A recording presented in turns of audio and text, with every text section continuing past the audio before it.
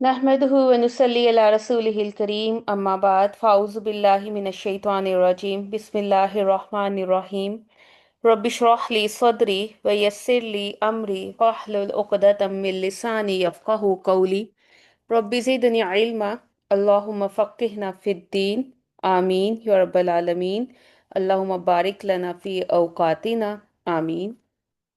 अस्सलाम वालेकुम वरहमतुल्लाहि वबरकातुहू। उम्मीद है आप सब ईमान और सेहत की भरपूर हालत में होंगे इंशाल्लाह। और जैसा कि हम सब देख रहे हैं कि रमज़ानुल मुबारक का महीना हमारे हाथों से फिसलता जा रहा है, और आज हम इस मकाम पर खड़े हैं कि आज 27वीं शब आ चली है।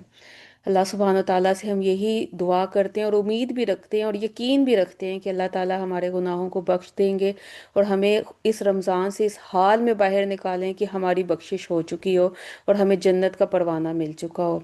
आमीन या रब्बल आलमीन।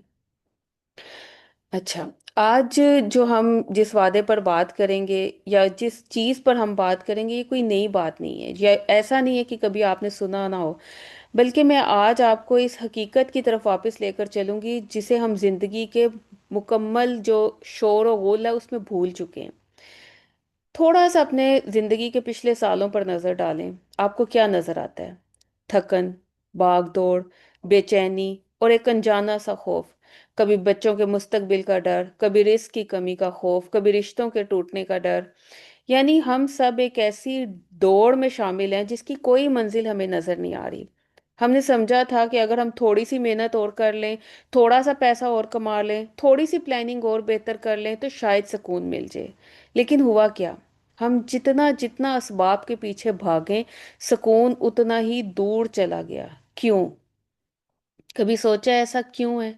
इसलिए कि हमने इन सहारे वाले तिनकों को मजबूत सतून समझ लिया है। हमने कायनात के मालिक के वादों को सिर्फ तिलावत कुरान की हद तक रखा है, उन्हें अपनी जिंदगी का यकीन नहीं बनाया। और यहाँ पहुंचकर एक बहुत बड़ा क्यों पैदा होता है। क्या वजह है कि कुरान की आयत वही हैं, वादे वही हैं, रब भी वही है, लेकिन वो नुसरत जो सहाबा के कदमों में बिछ जाती थी, वो आज हमारे दरवाजों पर दस्तक क्यों नहीं देती? हम भी अक्सर ये कहते हैं हालात बदल गए हैं, जमाना मुश्किल हो गया है, लेकिन सच ये है कि हालात नहीं बदले। हमारा रिलेशनशिप विद गॉड अपनी बुनियाद खो चुका है। हमने अल्लाह के वादों को एक फैंटेसी समझ लिया है, एक ऐसी कहानी जो सिर्फ किताबों में अच्छी लगती है। आज हम इस हकीकत की तरफ वापस चलेंगे। आज हम ये चीज़ देखेंगे कि जब इंसानी दिमाग खौफजदा होता है तो अपने गिर्द हिफाजती दीवारें खड़ी करता है। कोई माल की दीवार खड़ी करता है, कोई ओहदे की, स्टेटस की, कोई रिश्तों की। लेकिन कायनात का कानून ये है कि हर वो दीवार जो अल्लाह के हुक्म के बगैर खड़ी की जाए, वो दरअसल आपकी कैद बन जाती है। और आप देखते हैं कि हम जितना खुद को सिक्योर करने की कोशिश करते हैं उतना ही ज्यादा इनसिक्योर महसूस करते जाते हैं। आज हम मालिक कायनात का जो वादा देखेंगे वो सूरत अर्रूम की आयत वक़ान हक़्क़न अलैना नस्रुल मुमिनीन। अब ये देखा जाए तो ये कुरान का एक जुमला ही नहीं है, सिर्फ कायनात के शहंशाह का वो वादा है, वो कानूनी दस्तावेज है जिस पर उसने खुद सिग्नेचर किए हैं। और जरा इस लफ्ज हक की गहराई को देखें। दुनिया में जब आपका किसी पर हक होता है ना, तो आप सीना तान कर खड़े होते हैं। आपको पता होता है ये मेरा घर है, मुझे मिल करेगा। तो जरा तसव्वुर करें, जब वो जात जिसके कब्जे में जमीनों आसमान के खजाने हैं, वो खुद कह रहा है कि ऐ मेरे बंदे तेरी मदद करना मुझ पर वाजिब है। कायनात का खालिक जिस पर किसी का कोई जोर नहीं, वो खुद एक कॉन्ट्रैक्ट साइन कर रहा है, एक अहद बांध रहा है। वो कह रहा है कि मैंने खुद पर ये हक अपने ऊपर लाजिम कर लिया। और अब जरा सोचें, जब कायनात की सबसे बड़ी ताकत खुद को किसी काम का पाबंद कर ले, तो क्या इस कायनात में कोई ऐसा दूसरा पावर स्टेशन बचता है जो आपको नुकसान पहुंचा सके? फिर हम इतने परेशान क्यों हैं? फिर हमारी आंखों में ये उदासी क्यों है? तो हमारी बेबसी की सबसे बड़ी वजह ये है कि हमने अल्लाह सुब्हानो ताला को लास्ट ऑप्शन बना लिया है। जब सब दरवाजे बंद हो जाते हैं, जब सब डॉक्टर जवाब दे देते हैं, जब सब वकील हार जाते हैं, जब सब अपने मुंह फेर लेते हैं, تب ہم جا کر مصلی اٹھاتے ہیں، 2 رکعت نماز پڑھتے ہیں کہ یا اللہ اب تو ہی ہے۔ حالانکہ اللہ تو وہ ہے جسے فرسٹ آپشن ہونا چاہیے تھا، فرسٹ پرائرٹی ہونا چاہیے تھا، پہلا راستہ ہونا چاہیے تھا۔ اللہ سبحانہ و تعالیٰ کہتا ہے کہ نصرت میرا حق ہے، لیکن شرط کے ساتھ، ایک کنڈیشن، المؤمنین کی کنڈیشن۔ ہم مومن ہونے کا دعویٰ کرتے ہیں، لیکن کیا ہمارا یقین اللہ کے وعدے سے زیادہ اپنی بینک انشورنس پر تو نہیں؟ اللہ کی غیبی مدد سے زیادہ اپنے اثر و رسوخ پر تو نہیں؟ ہم نے ایمان کو صرف زبان کا ذائقہ بنایا ہوا ہے، اسے روح کی پیاس نہیں بجھایا۔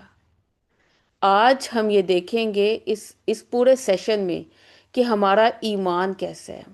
ہم نے آج یہ دیکھنا ہے کہ وہ کون سی دیواریں ہیں جو اللہ کی نصرت اور ہمارے درمیان کھڑی ہیں، وہ کون سے گناہ ہیں، وہ کون سی بے یقینی ہیں جنہوں نے ہمارے ایمان کو زنگ لگا دی ہے۔ ہم کیوں اس حق سے محروم ہیں جس کا وعدہ اللہ نے کیا ہے؟ کیونکہ اللہ کا وعدہ کبھی جھوٹا نہیں ہوتا۔ آج اگر ہمارے حالات نہیں بدل رہے، اگر ہمارے دشمن ہم پر غالب ہیں، اگر آج ہمارے گھروں میں بے سکونی ہے، تو کیا وجہ ہے؟ مطلب کیا ہے؟ یعنی ہم نے ایمانی فریکوینسی سیٹ ہی نہیں کی جس پر اللہ کی نصرت نازل ہونی ہے۔ آج ہر ایک انسان انزائٹی کا شکار ہے۔ کیوں؟ کیونکہ اس نے کنٹرول اپنے ہاتھ میں لینے کی کوشش کی ہے۔ ہم یہ چاہتے ہیں کہ ہر چیز میری مرضی کے مطابق ہو، اور ہم اللہ کو اپنا منسٹری آف ڈیفenس تو بنانا چاہتے ہیں، لیکن اسے اپنی زندگی کا چیف ایگزیکٹو بنانے کو تیار نہیں ہے۔ ہم چاہتے ہیں کہ اللہ ہماری مدد تو کرے، لیکن ہماری مرضی کے مطابق۔ نصرت الہی کا حق ان کے لیے ہے جو اپنی مرضی کو اللہ کی مرضی میں دفن کر دیتے ہیں۔ آج ہم نے اس جھوٹے سیلف کانفیڈنس کو توڑنا ہے جس نے ہمیں اللہ سے دور کر دیا ہے۔ ہم نے اپنی اس بے بسی کا اعتراف کرنا ہے جس کی وجہ سے ہم اللہ سے دور ہو رہے ہیں۔ کیونکہ دیکھیں، جب تک ایک بچہ رو کر اپنی ماں کو نہیں پکارتا، ماں اسے دودھ تک نہیں دیتی۔ تو جب تک ہم تڑپ کر، ٹوٹ کر، اپنے سارے غرور کو مٹی میں ملا کر اپنے رب کو نہیں پکاریں گے، وہ نصرت نہیں آئے گی۔ آج ہمیں اس مقام پر آنا ہے جہاں کائنات کی ہر چیز ہمیں ہیج نظر آئے، اور صرف حقاً علینا نصر المؤمنین کی گونج سنائی دے۔ یہ اس عظیم سفر کا پہلا قدم ہوگا، جہاں سے واپسی کا کوئی راستہ نہیں، جہاں سے صرف اللہ کی پناہ شروع ہوگی۔ آج ہم نے اپنے اندر کو پہچاننا ہے، جو ہم ہر وقت کہتے رہتے ہیں، اگر یہ نہ ہوا تو کیا ہوگا، اگر یہ نہ ہوا تو وہ ہوگا۔ یہ اگر مگر ہی وہ شرک خفی ہے جو نصرت کے راستے میں رکاوٹ ہے۔ اور نصرت کا حق تب ایکٹیویٹ ہوتا ہے جب ایک انسان اپنے تمام لاجیکل سہاروں کو ٹھوکر مار کر کہتا ہے کہ اللہ صرف تو ہی ہے۔ اور یہ وہ کیفیت ہے جہاں سارے مادی قوانین بدل جاتے ہیں۔ یہ وہ مقام ہے جہاں آگ ٹھنڈی ہو جاتی ہے اور چھوٹی مچھلی بڑی مچھلی کو راستہ دیتی ہے۔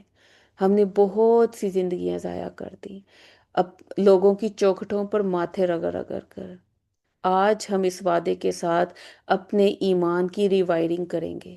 ہم یہ سیکھیں گے کہ کیسے اپنے آپ کو اس مقام پر لایا جائے جہاں اللہ سبحانہ و تعالی ہمیں اپنا حق سمجھ کر سنبھال لے۔ آج کے بعد ہم نے اپنی زندگی سے ایک خوف نام کا لفظ نکال دینا ہے، اور پھر ذرا اس لفظ پر غور کریں جس نے پورے وعدے کی کائنات ہی بدل کر رکھ دی ہے۔ اور وہ لفظ کیا ہے؟ حقاً۔ اللہ سبحانہ و تعالیٰ نے یہاں یہ نہیں فرمایا کہ میں مومنوں کی مدد کر سکتا ہوں یا میں مومنوں کی مدد کر دوں گا، بلکہ فرمایا یہ تو حق ہے، یہ میری ذمہ داری ہے، رسپانسبلٹی ہے۔ اس لفظ کو دنیاوی زندگی سے سمجھے۔ ایک ہوتا ہے فرض، ایک ہوتا ہے حق، ایک ہوتا ہے ڈیوٹی، ایک ہوتا ہے رائٹ۔ فرض وہ بوجھ یا ذمہ داری ہوتا ہے جو آپ کسی دوسرے کی طرف سے ڈالی جاتی ہے آپ پر، جس کے نہ کرنے پر آپ کو جواب دینا ہوتا ہے۔ لیکن حق وہ طاقت ہوتی ہے جو دوسرے کے پاس ہوتی ہے کہ وہ آپ سے اپنا مطالبہ پورا کروائے۔ مثلا آپ کسی کمپنی میں کام کریں اور مہینے کے آخر میں آپ کی جو پے بنتی ہے وہ آپ کا حق بنتا ہے۔ اگر آپ کا باس یہ آپ کو نہ دے، یا وہ دے اور یہ کہے کہ میں تم پر احسان کر رہا ہوں، تو ایسا ممکن نہیں ہے۔ وہ تنخواہ دینا اس کا فرض ہے، اور لینا آپ کا قانونی اور شرعی حق ہے۔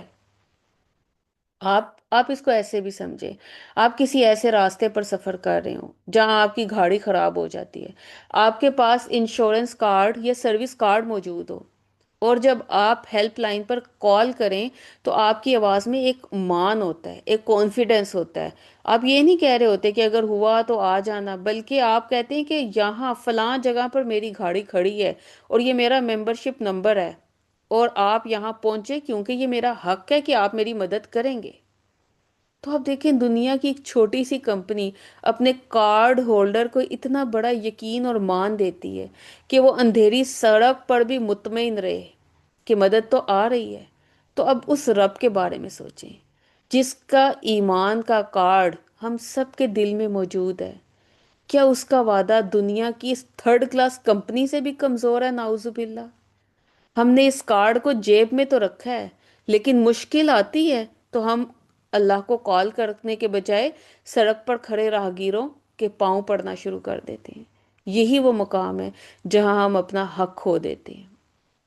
اللہ سبحانہ و تعالیٰ کسی کا محتاج نہیں ہے، کسی کا اس کے اوپر زور نہیں چلتا۔ وہ کہہ رہا ہے، اے مومن، اب تیری مدد کرنا میرا فرض ہے اور مجھ سے نصرت مانگنا تیرا حق ہے۔ آپ دیکھیں، دنیا کا کوئی بھی بادشاہ ہو، کوئی بھی ویل آنرڈ کوئی شخص آپ کے ذہن میں آ جائے، وہ اپنے ماتحت اپنی رعایا کو کیا یہ بات کہتا ہے کہ مجھ پر تمہارا حق ہے؟ نہیں، وہ تو ہمیشہ احسان جتاتا ہے۔ لیکن اللہ ہمیں وہ وقار دے رہا ہے، وہ یقین دے رہا ہے، وہ مان دے رہا ہے، اعتماد دے رہا ہے، خود اعتمادی، کانفیڈنس، کہ اگر تم مومن بن جاؤ تو تمہاری مدد کرنا تو میرا حق ہے۔ لیکن یہاں ایک بہت بڑا تضاد ہے جو ہماری زندگیوں میں نظر آتا ہے۔ جب ہمیں پتہ ہوتا ہے نا کہ فلاں چیز ہمارا حق ہے، تو ہمارا رویہ بدل جاتا ہے۔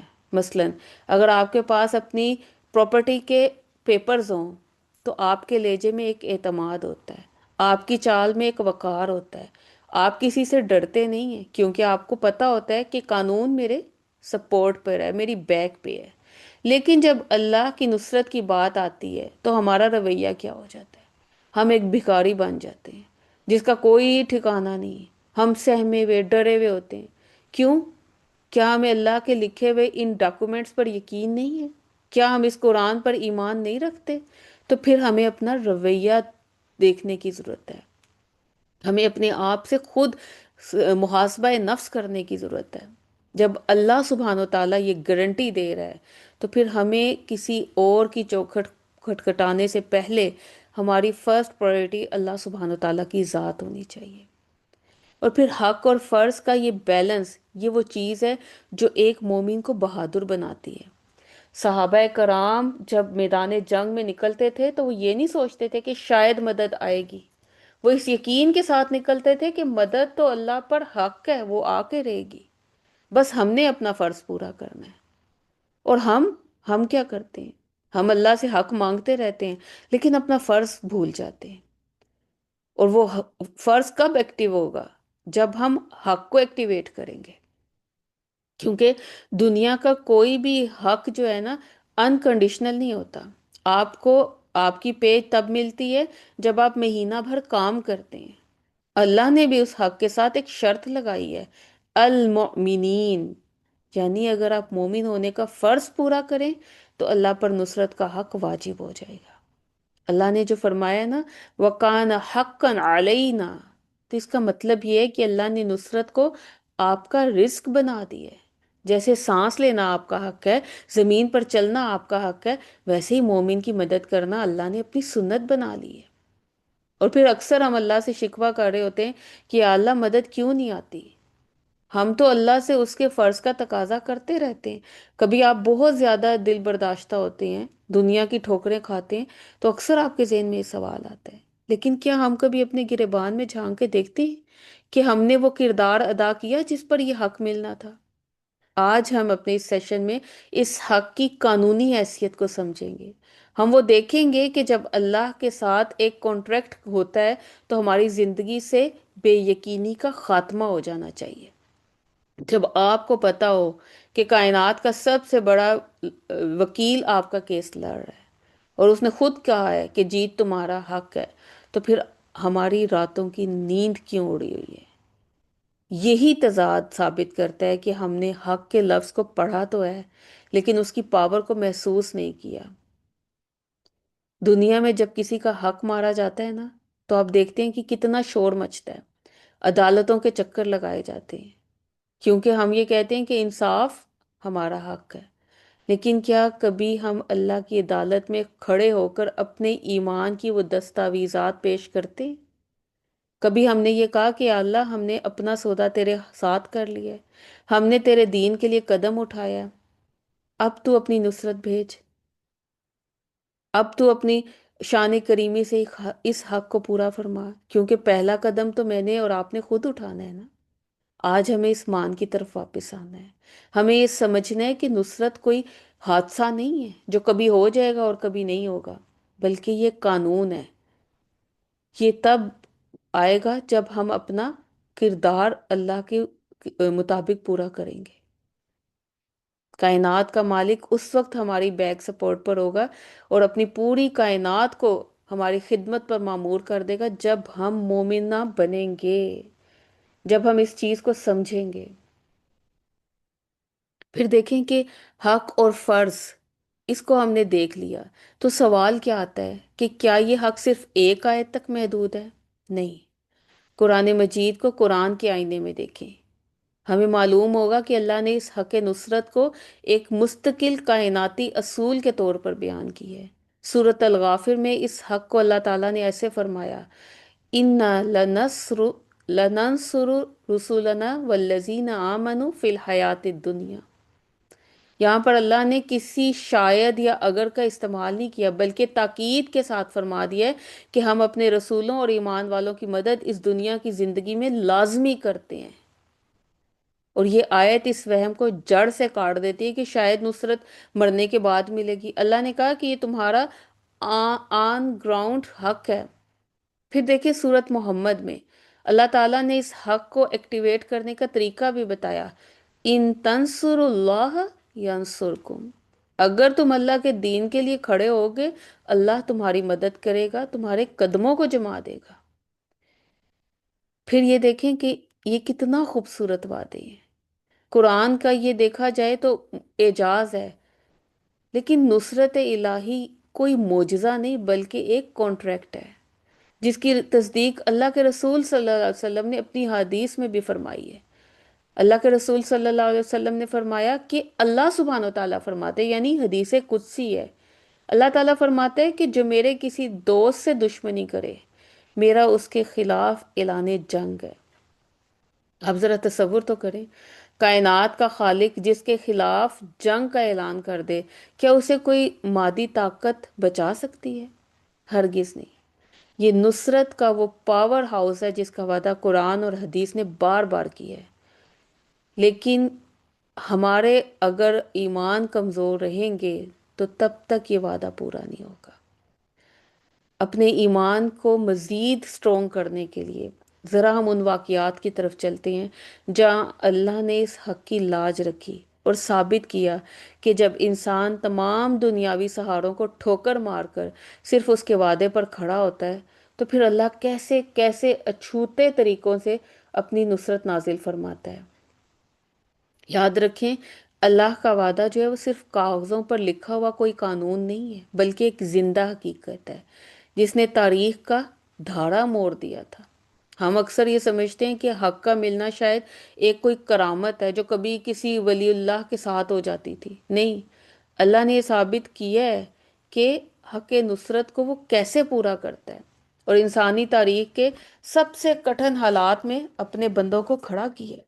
سیرت کے ان واقعات کو اگر ہم دیکھیں تو یہ کوئی کہانیاں نہیں ہیں، بلکہ یہ ان لوگوں نے اپنی ایمانی فریکوینسی کو سیٹ کر رکھا تھا کہ اللہ کا وعدہ فوراً ایکٹیویٹ ہو گیا۔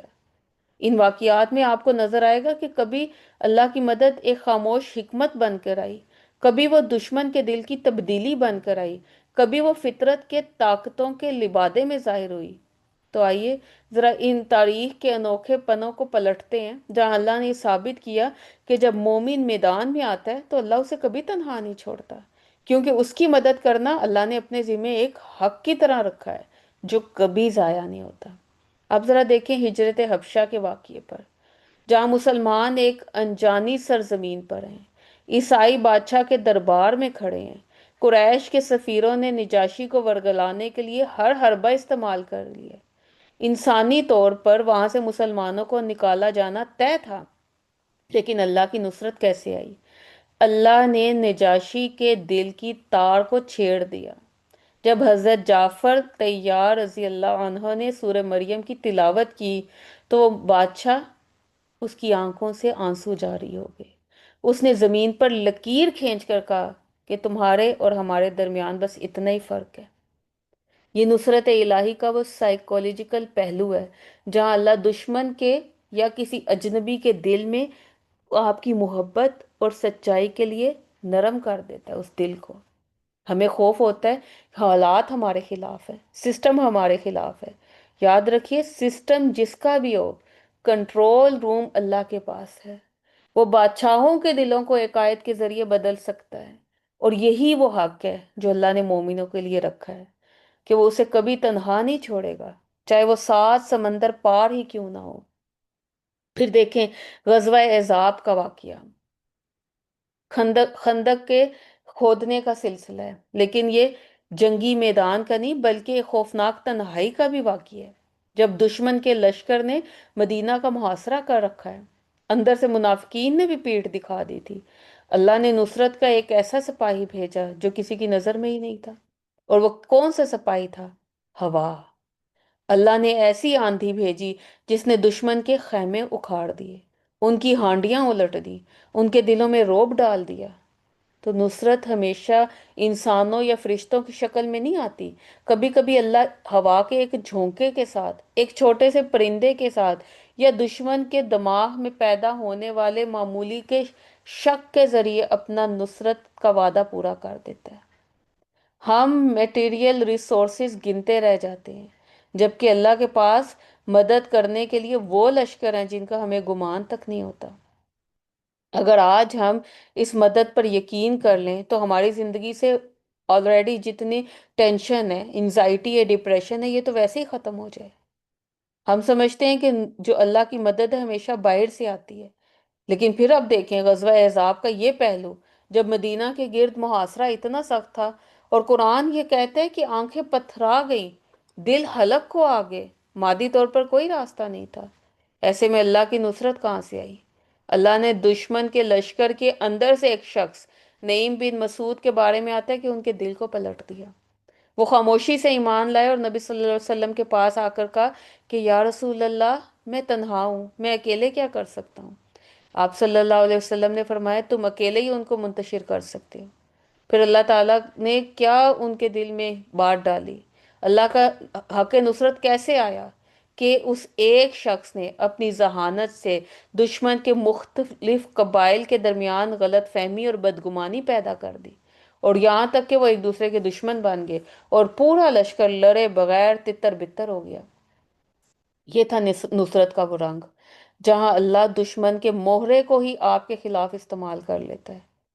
ہمیں تو بڑا ڈر ہوتا ہے کہ بہت بڑا نیٹ ورک ہمارے خلاف کام کر رہا ہے، سارا خاندان ہمارے خلاف کھڑا ہو گیا ہے۔ تو یاد رکھیے، جب اللہ کا حق نصرت ایکٹیویٹ ہوتا ہے نا، تو وہ دشمن کے نیٹ ورک کے اندر ہی ایسے لوگ کھڑا کر دیتا ہے جو آپ کے لیے خود راستے بناتے ہیں، اور دشمن کو پتہ بھی نہیں چلتا۔ پھر آپ دیکھیں کہ ہم اکثر سمجھتے ہیں کہ نصرت کا مطلب ہے مصیبت سے فوراً فرار مل جانا۔ پھر اسی میں ہم دیکھیں سمامہ کی واقعہ۔ یہ جو سمامہ تھے نا، یہ یمامہ کے سردار تھے اور اسلام کے بدترین دشمن تھے، جنہیں گرفتار کر کے مدینہ لایا گیا تھا اور مسجد نبوی کے ستون سے باندھ دیا گیا تھا۔ اب دیکھا جائے تو ایک مجرم تھے جن کی موت یقینی تھی، لیکن اللہ کا نصرت ایک انوکھے رنگ میں ظاہر ہوئی۔ اللہ نے یہ نہیں بھیجا کہ ان کی رسیاں کھل جائیں، بلکہ کیا ہوا، ان کی آنکھوں کے پردے کھل گئے۔ 3 دن تک وہ مسجد کے ستون سے بندھے مسلمانوں کو نماز پڑھتے دیکھتے، ایک دوسرے سے محبت کرتے دیکھتے، نبی صلی اللہ علیہ وسلم کے اخلاق کو دیکھتے رہے، اور حالانکہ وہ قید میں تھے، لیکن اندر ہی اندر اللہ کی نصرت نے ہدایت کا چراغ روشن کر دیا۔ جب انہیں رہا کیا گیا تو وہ بھاگے نہیں، بلکہ غسل کر کے واپس آئے اور کلمہ پڑھ لیا۔ یہ ایک نیا رخ ہے نصرت الہی کا، جہاں اللہ دشمن کے شر کو ایمان کی خیر میں بدل دیتا ہے۔ اور کبھی کبھی جب ہم مشکل میں قید ہوتے ہیں نا، وہ قید دراصل اللہ کی نصرت ہوتی ہے، تاکہ اس حالت میں ہم وہ سچائی دیکھ سکیں جو ہمیں عام حالت میں نظر نہیں آتی۔ ہم اپنی آزادی میں وہ نہیں دیکھ رہے ہوتے۔ تو اللہ کا حق نصرت ہمیں وہاں سے بچاتا ہے جہاں ہم خود کو برباد کر رہے ہوتے ہیں۔ پھر آپ دیکھیں حضرت عمر کے واقعہ جو بہت مشہور ہے، یہ ایک خوبصورت واقعہ ہے قبول اسلام کرنے کا۔ تاریخ اسلام کا اس نے رخ ہی موڑ دیا۔ مکہ کے گلی کوچوں میں ایک شخص تلوار لے کر اللہ کے رسول صلی اللہ علیہ وسلم کو شہید کرنے نکلے، نعوذ باللہ۔ اب ظاہری اسباب کے مطابق اسلام کا سب سے بڑا مرکز خطرے میں تھا۔ اللہ نے یہاں کیسے مدد کی؟ کیا کوئی فرشتہ تلوار لے کر سامنے آیا؟ نہیں، اللہ نے دشمن کے دل کی کیفیت بدل دی۔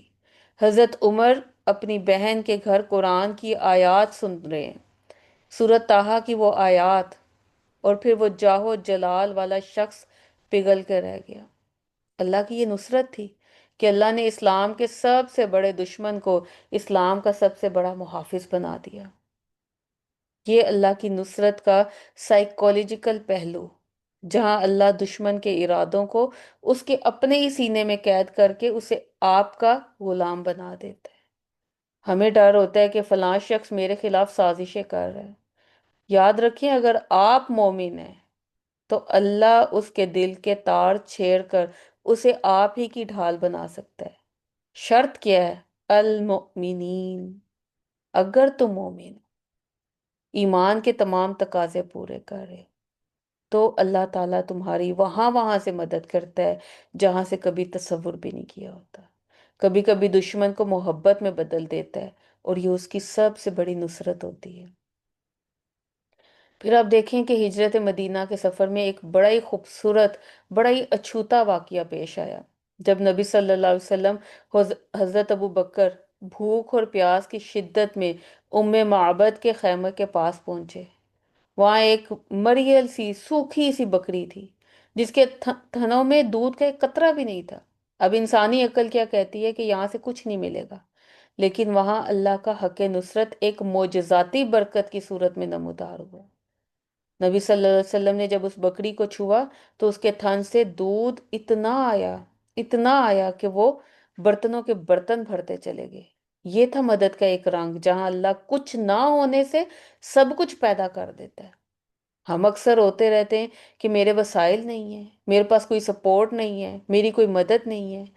یاد رکھیں، جب اللہ کا حق نصرت شامل ہوتا ہے نا، تو وہ آپ کے خالی ہاتھوں میں اتنی برکت ڈال دیتا ہے کہ آپ پوری بستی کو سیراب کر سکیں۔ اور نصرت کا مطلب صرف فتح نہیں ہوتا، بلکہ بعض اوقات یہی وہ غیبی برکت ہوتی ہے جو قلیل کو کثیر بنا دیتی ہے۔ اللہ نے یہ ثابت کیا کہ جو اللہ کے لیے گھر سے نکلتا ہے، اللہ اس کے لیے ریگستان میں بھی دسترخوان بچھا دیتا ہے۔ اور آپ دیکھیں پیچھے ان تمام واقعات میں آپ نے یہ بات نوٹ کی کہ اللہ کی نصرت کبھی ایمان کی تبدیلی بن کر آتی ہے، کبھی دشمن کی صفوں میں انتشار بن کر، اور کبھی کمزور ترین پردوں کی صورت میں۔ لیکن سوال پیدا ہوتا ہے کہ وہ نصرت جو ان کے لیے اتنی واضح تھی، آج ہمارے لیے پزلنگ کیوں بن گئی ہے؟ ہم کیوں اس حق سے محروم ہیں؟ اللہ کا وعدہ تو آج بھی وہی ہے، قرآن کے الفاظ تو آج بھی وہی ہیں، پھر وہ کون سی رکاوٹیں ہیں جو آسمان سے آنے والی اس مدد کو راستہ روکے ہوئے ہیں؟ آج ہم اس سیشن میں اس خوبصورت حصے کی طرف بڑھ رہے ہیں جہاں ہم اپنی کوتاہیوں کو دیکھیں گے اور ان وجوہات کا علمی اور نفسیاتی تجزیہ کریں گے جن کی وجہ سے ہم اللہ کے اس عظیم الشان حق کو پا نہیں پا رہے۔ کیونکہ ہم نے سیرت کے معجزات سنے، لیکن آج کا جدید ذہن یہ سوال کرتا ہے کہ کیا آج یہ سب ممکن ہے؟ اللہ کی نصرت یہ ایک جذباتی بات نہیں ہے، بلکہ کائنات کے ذرے میں بسا ہوا ایک ایک سچ ہے۔ اگر ہم دیکھیں سائنسی طور پر، تو سائنس کہتی ہے کہ کائنات میں کچھ بھی خالی نہیں ہے۔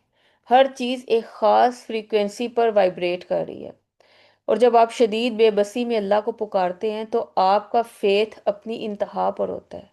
اس وقت آپ کے دماغ سے نکلنے والی لہریں کائنات کی ان غیبی قوتوں سے جا کر ملتی ہیں جنہیں اللہ نے آپ کی مدد کے لیے پیدا کی ہے، اور جسے ہم بعض اوقات کو انسیڈنس کہتے ہیں۔ وہ دراصل اللہ کا ایک سائنسی نظام ہے جو آپ کے یقین کے جواب میں مادی اسباب کو حرکت دیتا ہے۔ نصرت الہی وہ سائنسی فورس ہے جو تب ایکٹیو ہوتی ہے جب انسانی تدبیر کی حد ختم ہو جاتی ہے۔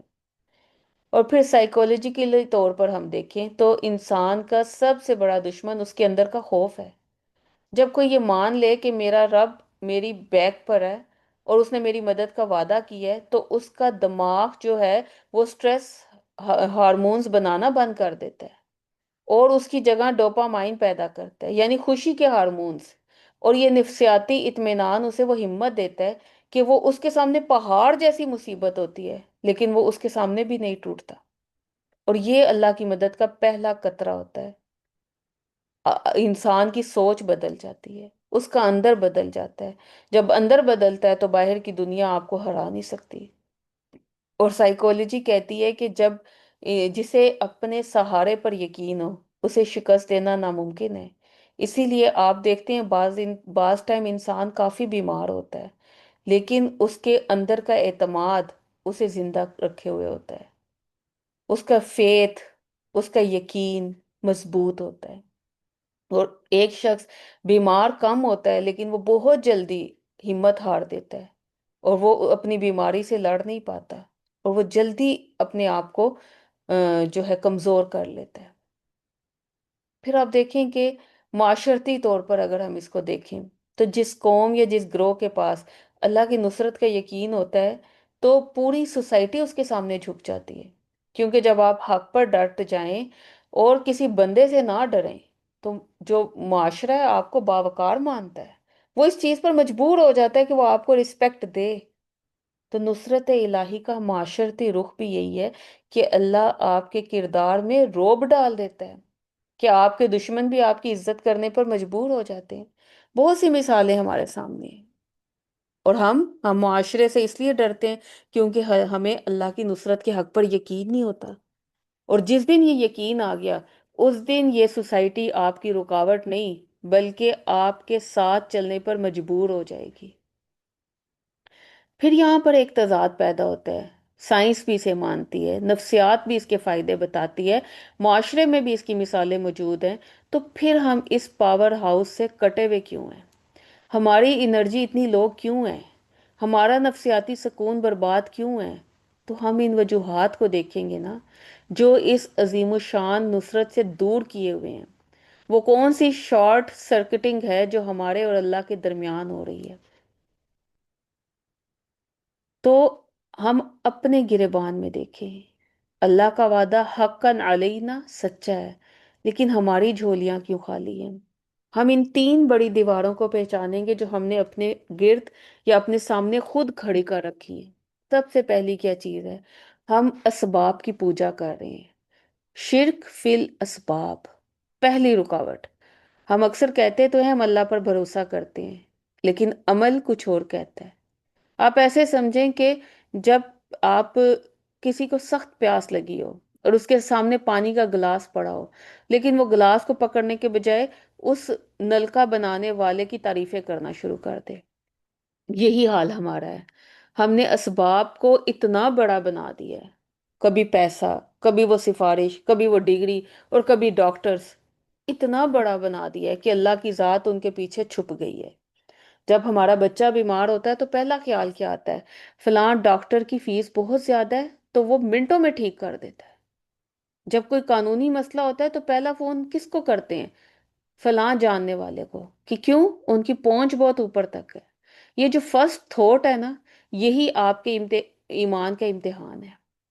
اللہ کی مدد تب رکتی ہے جب اللہ دیکھتا ہے کہ میرا بندہ مجھے بیک اپ ٹائر سمجھ رکھا ہے، جب گاڑی پنچر ہوگی تب استعمال کروں گی۔ نصرت کا حق تب ایکٹیویٹ ہوتا ہے جب ہم اسباب کو ہاتھ میں تو رکھیں مگر دل میں یقین یہ ہو کہ اس دوا میں شفا تب ہوگی جب میرا رب چاہے گا۔ اور پھر دوسری بڑی دیوار گناہوں کی ہے، کثافت قلب۔ نصرت الہی ایک لطیف اور پاکیزہ نور ہے۔ آپ ایسے دیکھیں، کیا کبھی ایسا ہوا ہے کہ میلے اور زنگ آلود آئینے میں سورج کا عکس نظر آئے؟ پھر ہماری زبانوں پر آپ دیکھیں کہ تالے نہیں ہیں، صبح سے شام تک ہم دوسروں کی غیبت کرتے ہیں، حسد کی آگ میں جلتے رہتے ہیں، اور پھر اسی زبان سے اللہ سے نصرت مانگ رہے ہوتے ہیں۔ اس کی مثال تو ایسے ہی ہے نا، کہ آپ نے ایک شاہی مہمان کو اپنے گھر دعوت دی، لیکن گھر کے اندر گندگی کے ڈھیر لگا دیے، ہر طرف بدبو آ رہی ہے، ہر طرف اندھیرا ہے۔ کیا وہ مہمان وہاں ٹھہرے گا؟ ہرگز نہیں۔ ہماری نافرمانیاں، چاہے وہ پردے کی ہوں، چاہے وہ رشتوں کی ہو، چاہے وہ اللہ کے احکامات کی ہوں، چاہے وہ قطع تعلقی کے حوالے سے ہوں، یہ وہ بدبوئیں ہیں جو نصرت الہی کو ہمارے گھروں سے دور رکھتی ہیں۔ ہم اللہ سے اس کا حق تو مانگتے ہیں، لیکن اس کا حق مار کر بیٹھے ہوئے ہیں۔ مدد کہتے ہیں اللہ کی آئے، لیکن بندگی، اس میں ہم کمزور ہیں۔ اور یہی تضاد نصرت کے راستے کی سب سے بڑی رکاوٹ ہے۔ نصرت دیکھتی ہے کہ تمہارا دل کتنا صاف ہے، کیا یہاں ٹھہرنے کی جگہ ہے، تمہارا عمل کتنا اچھا ہے۔ تو ہم نے اپنے آپ کو گناہوں سے دور کرنا ہے۔ اور پھر تیسری سب سے بڑی دیوار کیا ہے؟ عجلت پسندی، بے صبری۔ ہماری حالت ایسی ہے جیسے ایک کسان چاہے کہ میں نے بیج زمین میں ڈالا ہے، اگلے ہی لمحے وہ مٹی کھود کر دیکھنا شروع کر دے کہ پودا کیوں نہیں نکل رہا ہے۔ ہم بھی یہی چاہتے ہیں کہ میں نے ابھی دعا مانگی ہے، حالات کیوں نہیں بدل رہے، بدل جانے چاہیے۔ اللہ کی نصرت کوئی انسٹنٹ نوڈل کی طرح نہیں ہے، یہ ایک پروسیس ہے۔ کبھی کبھی اللہ کی مدد اس لیے دیر سے آتی ہے کیونکہ اللہ آپ کے اندر کی خامیوں کو دور کر رہا ہوتا ہے۔ وہ دیکھتے ہیں کہ کیا میرا بندہ تھوڑی سی تاخیر پر میرا دروازہ چھوڑ کر دوسرے لوگوں کے پاس تو نہیں چلا جائے گا۔ جب ہم کہتے ہیں کہ میں تو اتنے عرصے سے نمازیں پڑھ رہی ہوں، اتنے عرصے سے دعائیں مانگ رہی ہوں، مگر کچھ بھی نہیں بدل رہا، یہی وہ جملہ ہوتا ہے جو اللہ کی مدد کو واپس موڑ دیتا ہے۔ بے صبری کا مطلب یہ ہے کہ آپ کو اللہ کی حکمت پر یقین ہی نہیں ہے۔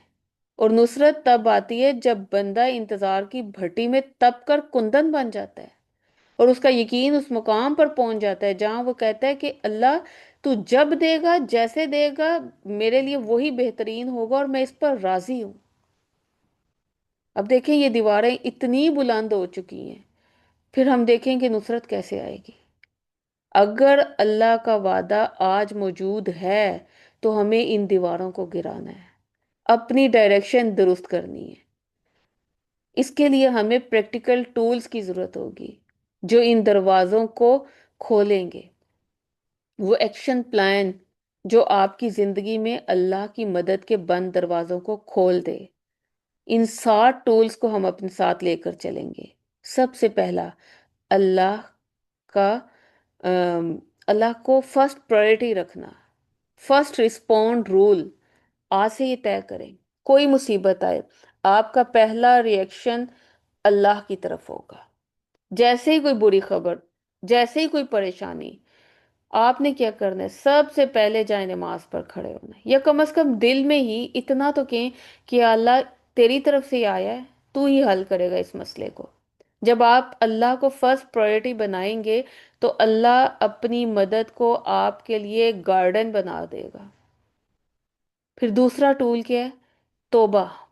روزانہ اپنی کلینزنگ کرنی ہے، کیونکہ گناہ جو ہے وہ اللہ کی مدد کے راستے میں بلوکج پیدا کر دیتے ہیں۔ جیسے آپ دیکھیں پائپ میں کچرا آ جائے نا تو پانی نہیں نکلتا، ویسے ہی گناہ نصرت کو روک دیتے ہیں۔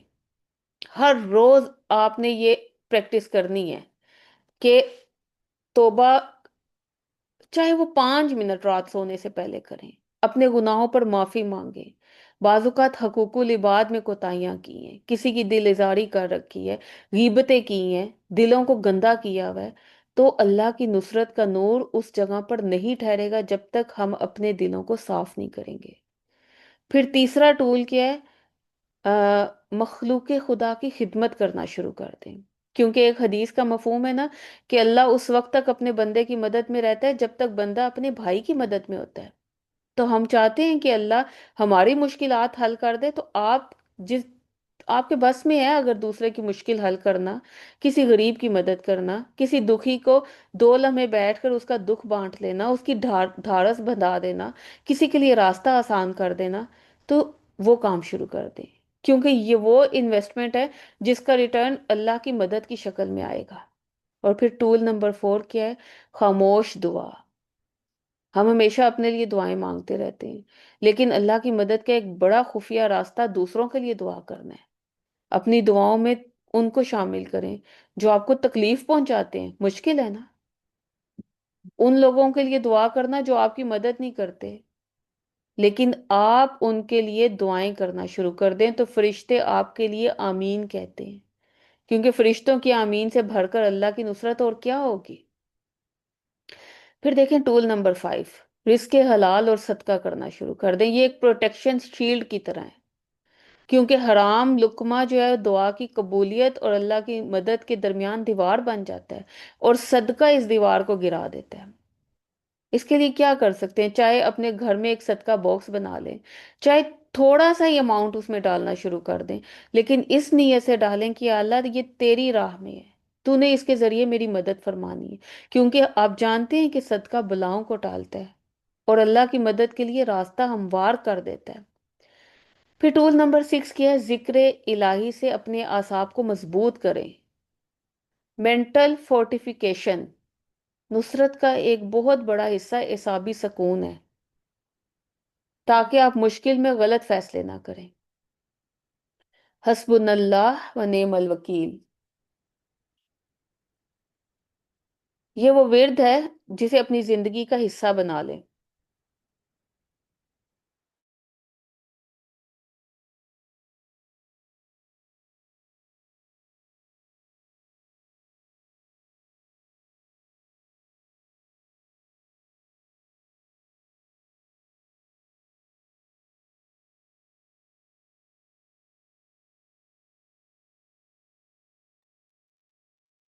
آپ دیکھیں کہ جب ابراہیم علیہ السلام کو آگ میں ڈالا جا رہا تھا نا، انہوں نے بھی یہی کلمہ پڑھا تھا، اور یہ کلمات اللہ کی نصرت کو ایمرجنسی بنیادوں پر ایکٹیویٹ کر دیتے ہیں۔ یہی آپ کے دماغ کو پرسکون اور دشمن کو ہیبت زدہ کر دیتے ہیں۔ ایسے بہت سے کلمات ہیں جن کو اپنی زندگی میں روزانہ کی بنیادوں پر ایکٹیویٹ کرتے رہیں۔ پھر آپ دیکھیں کہ ٹول نمبر 7، حسن زن، پوزیٹیو ایکسپیکٹیشنز فرام اللہ سبحانہ و تعالیٰ، کیونکہ اللہ سبحانہ و تعالیٰ خود فرماتا ہے میں اپنے بندے کے گمان کے مطابق ہوں۔ اگر آپ سمجھتے ہیں کہ میرا کچھ نہیں ہو سکتا تو اللہ کی مدد رک جائے گی، لیکن جب آپ سمجھتے ہیں کہ اللہ میری مدد کرے گا تو مدد آ کے رہے گی۔ یعنی اپنی زبان سے مایوسی کے الفاظ نکالنا چھوڑ دیں، ہمیشہ پوزیٹیو سوچیں۔ آپ یہ سوچیں کہ میرا رب بہت کریم ہے، وہ کوئی نہ کوئی راستہ نکالے گا، جیسے اس نے موسیٰ علیہ السلام کے لیے سمندر میں راستہ نکال دیا، جیسے اس نے یونس علیہ السلام کے لیے مچھلی کے پیٹ سے نکلنے کا راستہ بنا دیا، جیسے اس نے ابراہیم علیہ السلام سے آگ سے نکلنے کا راستہ بنا دیا۔ تو اللہ کی ذات سے اچھا گمان رکھیں، یہ وہ ایسا مقناطیس ہے جو اللہ کی مدد کو کھینچ لاتا ہے۔ اب یہ 7 ٹولز آپ کے ہاتھ میں، وہ 7 چابیاں ہیں جو تقدیر کے تالے کھول سکتی ہیں۔ اللہ کا حق نصرت آپ کے دروازے پر دستک دے رہا ہے، بس آپ کو ان عملی قدموں کے ذریعے اس سے خوش آمدید کہنا ہے۔ اور یاد رکھیں، کائنات کا مالک جس کے ساتھ ہو وہ کبھی تنہا نہیں ہوتا، بس شرط یہ ہے کہ آپ اس کے ہو کر رہیں۔ آخر میں ہم دیکھیں تو ہم نے اللہ سبحانہ و تعالیٰ کے اس عظیم الشان حق کو پہچانا ہے، ہم نے وہ رکاوٹیں دیکھی ہیں، ہم نے وہ چابیاں دیکھی ہیں جو نصرت کے دروازے کھولتی ہیں، لیکن یاد رکھیں یہ سب کچھ اس وقت تک صرف ایک الفاظ کی صورت میں ہے جب تک ایک چیز بدل نہ جائے، اور وہ کیا ہے؟ وہ آپ کا یقین ہے، آپ کا یہ کہنا کہ میں تنہا نہیں ہوں، میرا رب میرے ساتھ ہے۔ جب آپ کے دل میں یہ گونج ہوگی کہ کائنات کا مالک میرے ساتھ ہے اور میری مدد کرنا اس نے اپنے اوپر حق کر لیا ہے، تو آپ سمجھیں کہ آپ کی زندگی کا کنٹرول روم اب دنیا کے ہاتھ میں نہیں ہے، بلکہ اس رب کے ہاتھ میں ہے جس کا وعدہ کبھی جھوٹا نہیں ہوتا۔ آج ہم یہ عہد کر کے اٹھیں کہ ہم اللہ کی اس نصرت حق کو اب ضائع نہیں ہونے دیں گے۔ ہم اپنے دلوں کو صاف کریں گے۔ ہم اسباب کے پیچھے بھاگنا چھوڑ کر مسبب الاسباب کو پکاریں گے، اور ہم ثابت کریں گے کہ ہم واقعی وہ مومنین ہیں جن کا وعدہ قرآن نے کیا ہے۔ یاد رکھیں، اللہ کی نصرت آپ سے صرف ایک سچے آنسو اور ایک مضبوط توکل کی دوری پر ہے۔ جب ساری دنیا کے کہ اب کچھ نہیں ہو سکتا، تو مسکرا کر صرف اتنا کہہ دیجئے، میرا رب کہتا ہے کہ مومنوں کی مدد کرنا مجھ پر حق ہے، وَقَانَ حَقًّا عَلَيْنَا نَصْرُ الْمُؤْمِنِينَ۔ بس مجھے مومن بننا ہے۔ اللہ سبحانہ و تعالیٰ سے دعا کریں، یا اللہ ہم نے تیرے حق کو پہچانا ہے، ہم نے اپنی کمزوریوں کو دیکھا ہے، اور ہم ان کمزوریوں کا اعتراف کرتے ہیں۔ اے مالک، ہمیں نصرت الہی کا وہ ذائقہ چکھا دے جو تو نے صحابہ کو چکھایا تھا۔ ہماری مشکلوں کو آسان کر دے، ہمارے گھروں میں اپنی غیب برکتیں نازل فرما، اور ہمیں اپنے سوا کسی کا محتاج نہ کرنا۔ یا رب العالمین، ہمیں وہ مومن بنا دے جن کی مدد کا تو نے وعدہ کر رکھا ہے، تاکہ رہتی دنیا تک ہم تیری نصرت کا زندہ اشتہار بن سکیں۔ یا رب ہماری خاص مدد فرما، ہمارے ایمان کو کامل کر دے، تو ہم سے راضی ہو جا اور ہمیں معاف فرما دے۔ تو ہمارے اگلے پچھلوں سے راضی ہو جا، ہمارے والدین سے، ہماری اولادوں سے، ہمارے ازواج سے، ہمارے بہن بھائیوں سے، اور حتیٰ کہ ہماری آنے والی نسلوں سے بھی راضی ہو جا، اور ہم سب کو ایمان کی سلامتی کے ساتھ زندہ رکھنا، اور ایمان کی حالت میں ہی موت عطا کرنا، اپنی رضا والی اور آسانی والی موت عطا فرمانا۔ یا رب تو ہمیں ہمارے والدین کے لیے اور ہماری اولادوں کو ہمارے لیے صدقہ جاریہ بنا دے۔ ربنا آتنا فی الدنیا حسنہ وفی الآخرۃ حسنہ وقنا عذاب النار۔ ربنا تقبل منا انک انت السمیع العلیم وتب علینا انک انت التواب الرحیم۔ آمین یا رب العالمین۔ سبحانک اللہم و بحمدک، نشہد ان لا الہ الا انت، نستغفرک نستغفرک نستغفرک ونتوب الیک۔ السلام علیکم ورحمۃ اللہ وبرکاتہ۔